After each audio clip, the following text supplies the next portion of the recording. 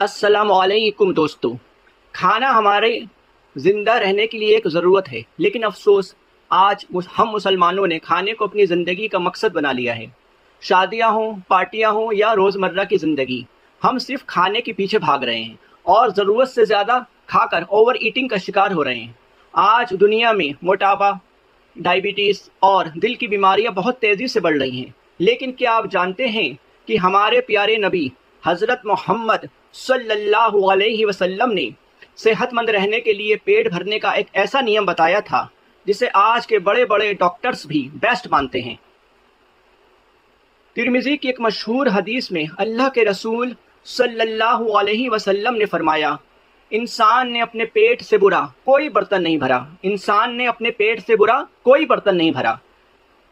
ابن آدم کے لیے کچھ نوالے ہی کافی ہیں جو اس کی پیٹھ کو سیدھا رکھ سکے، لیکن اگر زیادہ کھانا ہی ہو تو 1/3 حصے میں کھانا کھائے۔ سنا دوستو، 1/3 حصے میں کھانا کھائے، 1/3 حصے میں 1/3 حصہ پانی کے لیے رکھے اور 1/3 حصہ سانس لینے کے لیے خالی رکھے۔ کتنی پیاری حدیث ہے۔ یعنی پیٹ کے 3 برابر حصے کر لیں، 1 حصہ کھانا، 1 حصہ پانی اور 1 حصہ بالکل خالی رہنا چاہیے، بالکل خالی۔ اسلام اور سائنس دونوں ہی ضرورت سے زیادہ پیٹ بھر کر کھانے کے بڑے نقصان بتاتے ہیں۔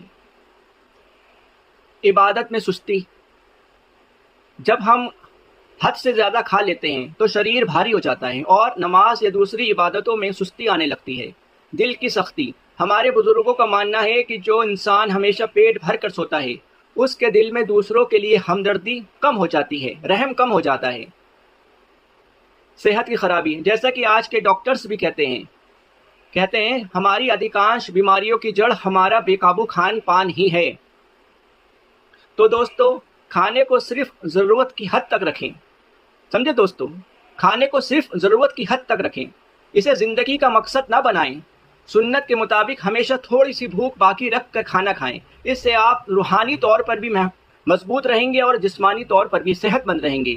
اگر آپ کو یہ پیغام ضروری لگا ہو تو ویڈیو کو لائک اور شیئر ضرور کریں تاکہ دوسروں تک بھی یہ بات پہنچے، اور ہمارے پیج کو فالو اور یوٹیوب پر سبسکرائب کرنا نہ بھولیں۔ جزاک اللہ خیر۔